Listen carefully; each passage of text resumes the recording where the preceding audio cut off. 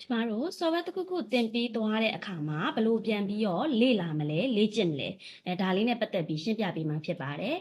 ဒါဆိုလို့ရှိရင်ကျမဒီ Excel template ကနေပြီးတော့ file တစ်ခုယူထားတယ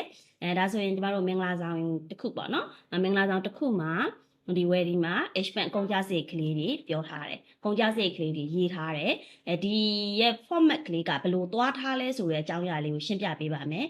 ဒီဇာတ်ဆွဲတက်ဖို့ကကြတော့ကျမတို့ကအခြေခံ Excel ရော advanced Excel ရောရပါမယ်ဒါဆိုရင်ကိုကအခြေခံ Excel ရော advanced Excel ရောတက်ပြီးသားလေ့လာပြီးသားဆိုရင်ဒီလိုမျိုး format ကလေးတွေဘယ်လိုလုပ်လဲဆိုတာ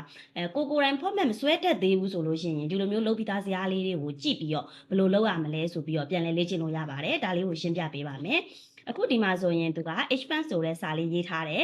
ဒါကအကွက်ကို march and center ပေါင်းထားတယ်ဒီမှာဆိုရင် A column လေးကိုသူသေးထားတယ်ဒါဆိုရင်ကျမတို့ကပုံမှန်တိုင်းဆိုရင် A column ကကြီးနေရဆိုရင်ဒီလို A column လေးကိုသေးမယ်ပေါ့ဒါဆိုရင် B ကနေ E ထိကိုဒီမှာ march and center ပေါင်းထားတယ် expand ဆိုတဲ့စာလေးရေးမယ်ရေးပြီးသွားရင်သူ့ရဲ့ဒီ font လေးကိုကျမတို့ပြင်လိုက်မယ်ပေါ့နော်ပြီးရင်ဒီခေါင်းစဉ်လေးဒီခေါင်းစဉ်လေးကကြတော့ကျမတို့ appearance ဆိုတဲ့ခေါင်းစဉ်လေးကိုကြတော့ကျမတို့ကစာကိုရေးတယ်သူ့ကိုလည်းအတူတူပဲ march and center ပေါင်းတယ်ဒီ line လေးကိုတစ်ချက်ကြည့်ပါ line လေးကိုတစ်ချက်ကြည့်ရင်ဒီ line ဒီ normal တိုင်းအပြင်ဒီကျမတို့ shape လို့ဘာလို့ပြောနိုင်တာလဲဆိုရင်ကျမတို့ရဲ့ဒီအပေါ်က ribbon button တွေကိုကြည့်လိုက်ပါနောက်ဆုံးမှာ shape format ဆိုတဲ့စာလေးပါတယ်အဲ့မှာကျမ outline လေးကိုအနီရောင်လေးပြောင်းပြပြီးတော့ဒီ line လေးကိုကျမဒီ weight ကိုနည်းနည်းလေးထူပြပေးမယ်ဟုတ်ပြီနော်ဒီဥစ္စာကကြတော့ဒီ basic ပိုင်းမှာပေါ့နော် Microsoft Word တင်တဲ့အခါမှာတွေကပို့ပြီးတော့ဒါလေးကိုကြည်ကြဲပြန့်တင်ပေးထားတယ်ဒီ Excel ဘိုင်းမှာကကြတော့ shape ဆွဲတာတွေပုံထည့်တာတွေကတော့အကုန်လုံးကနီးတူတယ်ပေါ့နော်ဟုတ်ပြီမလို့ခြင်းဘူးဆိုလို့ရှိရင်ကျမတို့ကဒီ weight ကလေးကိုနည်းနည်းလေးပြန်လျှော့မယ်ပေါ့ဟုတ်ပြီနော်ဒါဆိုရင်ဒါက basic ပိုင်းနဲ့ office ပိုင်းတွေမှာတင်တဲ့အပိုင်းတွေနဲ့ဒီတွက်တဲ့အပိုင်းလေးတွေနဲ့ရောပြီးတုံးထားတာဒါဆိုဒီကောင်းစင်တွေကဒီတိုင်းလေးပဲဟုတ်ပြီဒါဆိုရင်ဒါတွေကတော့စာရိုက်တာပါပဲစာရိုက်တာကိုမှကျမတို့ကဒီမှာဆိုရင်စာရိုက်သွားတာပဲဒါဆိုရင်ကျမတို့ကဘောင်မခတ်ထားဘူး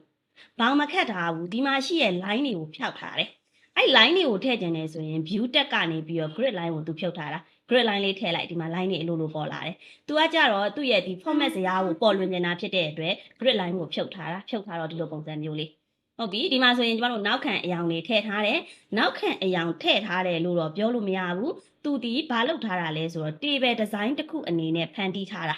ဘာလို့လဲဆိုတော့ဒီနောက်ဆုံးကိုကြည့်ပါ table design ဆိုပြီးတော့သူပါတယ်အဲ့ဒီကနေမှကျမမတူတဲ့ design လေးတစ်ခုပြောင်းလိုက်မယ် line ပါတဲ့ design လေးတွေရွေးလိုက်မယ်အမဲရောင်ပါတဲ့ design လေးတွေရွေးလိုက်မယ်အဲ့ design လေးဖြစ်သွားတယ်ဟုတ်ပြီနော်ဒါဆိုရင်သူဒီ table design လေးတစ်ခုဖန်တီးပြီးတော့ထားတာပါဒါလေးကဟုတ်ပြီ table design ဘယ်လိုဖန်တီးရမလဲဆိုတာလေကျမတို့တင်ပြီးလေ့လာ advanced Excel တွေမှာဆိုရင်တော့လေ့လာပြီးသားတွေပေါ့နော်ဒါဆို table design ဖန်တီးပြီးသွားရင်ဒီနောက်ကဥစ္စာတွေကလည်းအလိုလိုပါပြီးသားတွေပါဒါဆိုရင်သူဘာလုပ်ထားတာလဲဆိုတော့ sum ပေါင်းထားတာပါ sub total လုပ်ထားတယ် sub total လို့တော့ဒီမှာမပါဘူးเนาะ sum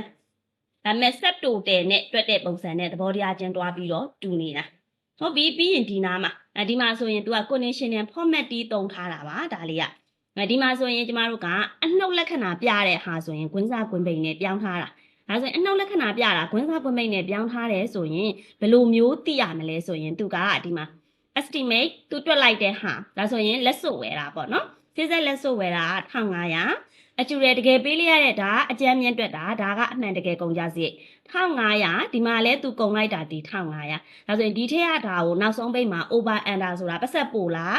ပတ်ဆက်ကလိုသလားအဲ့လိုမျိုးတွက်ချင်တာပေါ့နော်ဒါဆိုရင် तू က0ဒီမှာဆိုရင်ကျမတို့ကနောက်တစ်ခုအတွက်ကကြတော့ तू ကဘယ်လောက်ပေးရလဲဆိုတော့2000ပေး2000လို့ကုန်ကြစရိတ်တွက်ထားတယ်ဒီမှာကျတော့ဘယ်လောက်လဲဆိုတော့2300ဒါဆို2000နဲ့က2300ကိုပဲနှုတ်ပေးရမှာဒီရှေ့တွေက estimate ကိုတွက်တဲ့တဲကနောက်ကဥစ္စာကိုပဲကျမတို့နှုတ်ပေးရမှာနှုတ်ပေးလိုက်တဲ့အခါမှာကျမတို့ဒီအနှုတ်300ပေါ်တယ်အဲ့လိုအနှုတ်300ကိုအနှုတ်နဲ့မပြချင်ဘူးအနှုတ်နဲ့မပြချင်ဘူးဆိုရင်ကျမတို့ဘယ်လိုလုပ်ရမှာလဲဒါဆိုရင်ဒါတွေကတီဗီသားတွေကျမတို့အနှုတ်300ဆိုရင်အနှုတ်နဲ့မပြချင်ဘူးပုံမှန်တိုင်းကဒီလိုအနှုတ်နဲ့ပေါ်တာအနှုတ်နဲ့မပြချင်ဘူးဆိုရင်ဒီ number group တွေကနေပြီးတော့ number group ရဲ့ dialog box ပေါ့နော်အဲ့ထဲကနေမှဒီမှာသူကအမဲရောင်လေးပြောင်းထားတာအမဲရောင်ကွန်စားဝင်ပိတ်ပြောင်းလိုက်တာဒီလိုပုံစံလေးပဲ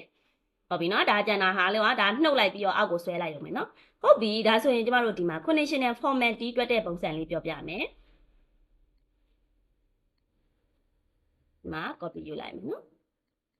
ဟုတ်ပြီ conditional format တီးမှာဆိုရင်သူကဘာလုပ်ထားတာလဲဆိုတော့ အနှုတ်ပြတဲ့ဟာဆိုရင်သူဒီ down arrow နဲ့ပြထားတယ်ဒါဆိုရင်ကိုပတ်ဆက်ဆိုင်ရတော့မယ်ဝေးပို့နေတယ်ဆိုရင်အပေါ်ကမြားနဲ့ပြထားတယ်0ဆိုရင်မြားပြစရာမလိုဘူးဟုတ်ပြီဒါဘာနဲ့တွက်တာလဲဆိုတော့ conditional formatting နဲ့လုပ်ထားတာဒါလေးကိုကျွန်မဆက်လက်မှတ်လိုက်မယ်ဆက်လက်မှတ်ပြီးသွားရင်ဒီမှာ conditional formatting မှာ clear rule ဆိုတဲ့နေရာမှာ clear from select နဲ့ဖြတ်ကြည့်လိုက်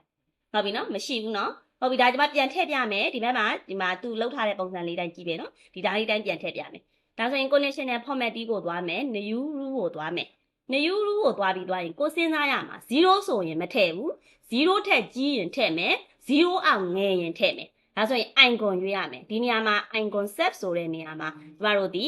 သူ color scale ဖြစ်နေရင် icon set ထားမယ်ဒီမှာ design လေးပြောင်းမယ်သူပုံစံလေးတိုင်းမယ်မြားတဲ့မြား3ခုပါတာလေးရွေးမယ်မြား3ခုပါတာလေးရွေးမယ်ဟုတ်ပြီအပေါင်းလက္ခဏာဆိုရင်ဒီနေရာတွေမှာကျမတို့က number ထားအောင်မယ်နော် number ထားမယ်ဒီမှာအပေါ်ကိုပြတဲ့မြားဆိုရင်တစ်ထက်ကြီးတယ်ကနန်းတစ်ထက်ကြီးတယ်ညီတယ်ဆိုရင်ကျမတို့ကအပေါ်ကမြားနဲ့သွားမယ်အလဲကောင်မှာကဘာမှမထည့်ချင်ဘူးဆိုတော့ no icon ဆိုတဲ့စာလေးကိုရေးပေးမယ်နော် no cell icon no cell icon မှာ0ထက်ကြီးတယ်0နဲ့ညီတယ်0နဲ့1ကြားပေါ့အဓိက0ဖြစ်နေတဲ့အချိန်မှာကျွန်မဘာမှမထည့်ချင်တာ0ဖြစ်နေတဲ့အချိန်မှာ no icon ထားမယ်0ထက်ငယ်သွားရင်တော့အောက်ကမြားထားမယ်1ထက်ကြီးရဲ့1နဲ့1ထက်ကြီးတဲ့ကဏ္ဍဆိုအပေါ်ကမြားထားမယ် okay ပေးကြည့်လိုက်ပါတပုံစံနဲ့ပါပဲဒါဆိုရင်ကျမတို့ကဒီအခြေခံ Excel တွေဒါမှမဟုတ် Microsoft Office တွေဒီကိုသင်ထားတဲ့ software တစ်ခုကိုပြန်ပြီးလေ့လာတဲ့အခါမှာအခုလိုမျိုးဒီအရန်တင်သုံးပြီးသားပေါ့နော်သူတို့ဒီ template file တွေကိုယူပြီးတော့ကိုတိထားတဲ့အရာတွေနဲ့ပြန်ပြီးတော့ကိုယ့်ဘာသာကို exercise လုပ်ကြည့်ဒါဆိုလို့ရှိရင်လုပ်ငန်းဝင်ပိုင်းမှာလည်းပို့ပြီးတော့အဆင်ပြေတယ်